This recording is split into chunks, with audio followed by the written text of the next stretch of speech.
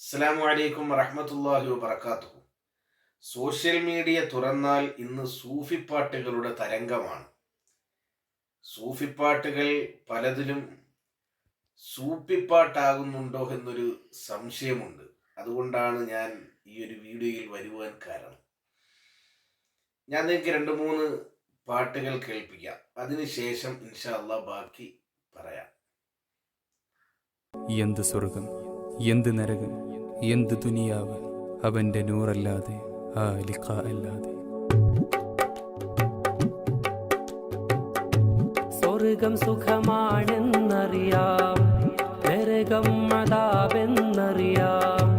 എൻ്റെ റബ്ബേ നിന്നിൽ അലിഞ്ഞു വന്നാൽ എല്ലാം കണക്കാ, എല്ലാം കണക്കാ. സ്വർഗം സുഖമാണെന്നറിയാം, നരകം അതാപെന്നറിയാം. എൻ്റെ റബ്ബേ നിന്നിൽ അലിഞ്ഞു വന്നാൽ എല്ലാം കണക്കാ, എല്ലാം കണക്കാ. സിറാത്തെന്ത് മലക്കെന്ത് അവിടുത്തെ ശംസെന്ത്,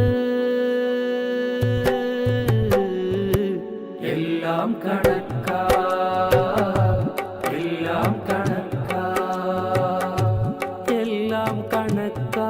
പാട്ട് കേട്ട് കാണും.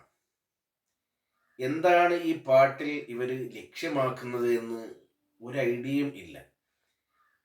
അള്ളയെന്നും മുഹമ്മദ് സല്ലല്ലാഹു അലൈഹി വസല്ലം തങ്ങളെന്നും മക്കയെന്നും മദീനയും ഒക്കെ ഉണ്ടായാൽ അതൊക്കെ ദീനി പാട്ടാകുമെന്നും സൂഫി പാട്ടാകുമെന്ന ഒരു മിഥ്യാധാരണ പലർക്കും ഉണ്ട്.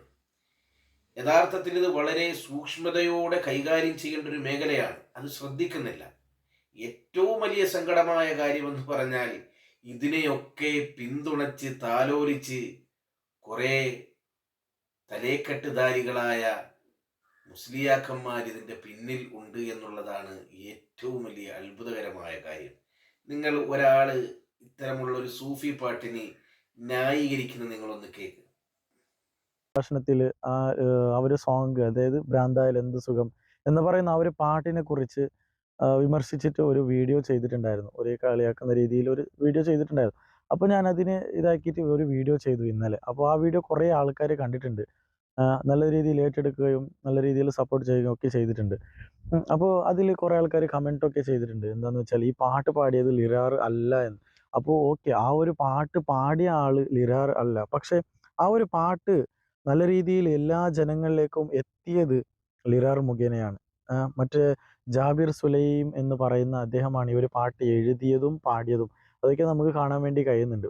പിന്നെ ഇന്നലെ സിറാജുദ്ദീൻ കാസിം ഉസ്താദിൻ്റെ ചാനലിൽ ഉണ്ടായിരുന്ന ആ ഒരു വീഡിയോ ഇന്നിപ്പോൾ കാണാൻ കഴിയുന്നില്ല. കാരണം അത് ഡിലീറ്റ് ചെയ്തതാണെന്ന് തോന്നുന്നു.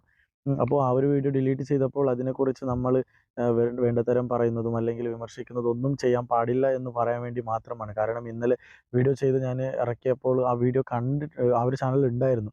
പിന്നീട് ആ ഒരു ചാനലിൽ ആ ഒരു സംഭവം കാണുന്നില്ല. പിന്നെ ഭ്രാന്തായാൽ എന്ത് സുഖം, പിന്നെ സക്കറാത്തുൽ മൗത്ത് എന്ത് രസം എന്നിങ്ങനെ അതിനെ നമ്മൾ അർത്ഥം ചിന്തിക്കുമ്പോൾ സ്വാഭാവികമായിട്ട് കോമൺ ആയിട്ട് നമ്മൾ ചിന്തിക്കുമ്പോൾ അതിൻ്റെ അർത്ഥം വേറെ രീതിയിലാണ് വരുന്നത്. അത് നിങ്ങൾക്ക് എല്ലാവർക്കും അറിയുന്ന കാര്യമാണ്. പക്ഷേ അതിൻ്റെ അർത്ഥം വിശദീകരിച്ച് കൊണ്ട് ഒരു വീഡിയോ എനിക്ക് കാണാൻ വേണ്ടി കഴിഞ്ഞു. ജസ്റ്റ് ആ ഒരു വീഡിയോൻ്റെ ചില ഭാഗങ്ങൾ നിങ്ങൾക്ക് കേൾപ്പിക്കണമെന്ന് തോന്നി. അപ്പോൾ ആയതുകൊണ്ടാണ് ഈ ഒരു വീഡിയോൻ്റെ അകത്ത് വന്നത്. അപ്പോൾ അതൊരു സൂഫിസം സോങ് ആയതുകൊണ്ട് അതിൽ പല രീതിയിലുള്ള ചിന്തകളും പല രീതിയിലുള്ള അർത്ഥങ്ങളും പല രീതിയിൽ അതിനെ എടുക്കാൻ പറ്റും. ഓക്കെ, അപ്പോൾ ഏതായാലും നമുക്ക് ആ ഒരു ചെറിയൊരു ഭാഗം യഥാർത്ഥത്തിൽ ഇതിനൊക്കെ ഇസ്ലാമിൽ വലിയ മാനമുണ്ട്. സൂഫി പാട്ടുകളൊന്നും വായിൽ തോന്നുന്ന പോലെ ഒരാൾക്കും വിളിച്ചു പറയാനുള്ള അധികാരം ഇസ്ലാം നൽകുന്നില്ല. വിശുദ്ധമായ ഇസ്ലാം സൂഫിസത്തിന് എതിരും അല്ല. എന്നാൽ ഔലിയാക്കളിൽ പലരും പല വാക്കുകളും സംസാരിച്ചിട്ടും പ്രയോഗിച്ചിട്ടും ഒക്കെ ഉണ്ട്. ശത്ഹാത്തുൽ ഔലിയ എന്നൊരു വിഷയം തന്നെ മഹാനായ ഇബ്നു ഹജറുൽ ഹൈതമി റളിയല്ലാഹു അൻഹു അവിടുത്തെ ഫത്താവൽ ഹദീസയുടെ 313 പേജ് നോക്കിയാൽ കാണാം, വിശദീകരിക്കുന്നുണ്ട്. അതൊക്കെ എടുത്ത് വിശദമായി പരിശോധിച്ചാൽ നമുക്കതിൻ്റെ കൃത്യവും ലക്ഷ്യവുമായ കാര്യങ്ങൾ മനസ്സിലാക്കാൻ സാധിക്കും. ഔലിയാക്കൾ ബഹുമാനപ്പെട്ട ഖല്ലാജി റളിയല്ലാഹു അൻഹു അനൽ ഹഖ് എന്ന് പറഞ്ഞിട്ടുണ്ട്. അബൂ യസീദ് അൽ ബിസ്താമി റളിയല്ലാഹു അൻഹു അതുപോലെയുള്ള പദങ്ങൾ ഉപയോഗിച്ചിട്ടുണ്ട്. അതുപോലെ ഫീ ജുബ്ബി ഗൈറുല്ലാഹ് എന്ന് പറഞ്ഞിട്ടുണ്ട്. അങ്ങനെയൊക്കെ എന്താണ് പല പ്രയോഗങ്ങളും ഔലിയാക്കൾ പറഞ്ഞിട്ടുണ്ട്. അതിനൊക്കെയും ഓരോ മാനങ്ങളുണ്ട്. മഹാനായ ഇബ്നു ഹജർ തങ്ങൾ പറഞ്ഞത് വല്ലാഹിറുഹാ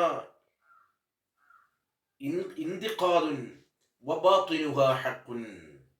അതിന്റെ ലാഹിർ കുഴപ്പമാണ്, ബാത്തിനാണെങ്കിൽ ഹഖ്ഖുമാണ്. എന്നാൽ ആ ഔലിയാക്കളുടെ ആ വാക്കുകളെയെല്ലാം തഅ്വീൽ വ്യാഖ്യാനിക്കപ്പെടേണ്ടതാണ്. അത് ഹികായത്തുൻ അൻ ഹദ്റത്തുൽ ഖുദ്സി അൻ ഹദ്റത്തുൽ ഹഖ് എന്നൊക്കെ കാണാൻ സാധിക്കും. അത് അള്ളാഹുവിന്റെ ഹദ്റത്തിൽ നിന്നുമുള്ള ഹിക്കായത്തായിട്ടാണ് അവരിത് പറയുന്നത് എന്നൊക്കെയാണ് അതിന് വ്യാഖ്യാനം കാണുന്നത്. അപ്പോ നമുക്ക് അതനുസരിച്ച് അവരെ പിൻപറ്റി നമുക്ക് തോന്നുന്ന പോലൊന്നും ഒന്നും പറയാനുള്ള അവകാശം ദീനിലില്ല, അതിനാരും തന്നിട്ടില്ല. നമ്മൾ ആ അവസ്ഥയിലെത്തണം. വലബത്തി തജവ്വുസിന്റെയും അതുപോലെ വിജിദാനിന്റെയും അതുപോലെ സക്രാന്റെയൊക്കെ അവസ്ഥയിലെത്തിയെങ്കിൽ മാത്രമാണ് നമുക്കതൊക്കെ പറയാൻ കഴിയുകയുള്ളൂ. അങ്ങനെ എത്താത്തിടത്തോളം കാലം ഈ വിഷയവുമായി ബന്ധപ്പെട്ട് സൂഫി എന്ന നിലക്ക് നമുക്ക് ഒന്നും ഉരുവിടാൻ അധികാരമില്ല. അങ്ങനെ പറയൽ ഒരു പക്ഷേ ഇസ്ലാമിൽ നിന്ന് തന്നെ പുറത്താകാൻ കാരണമായി തീരും. അല്ലാഹു സുബ്ഹാനഹു വ തആല കാത്തുരക്ഷിക്കുമാറാകട്ടെ. അസ്സലാമു അലൈക്കും വറഹ്മത്തുള്ളാഹി വബറകാതുഹു.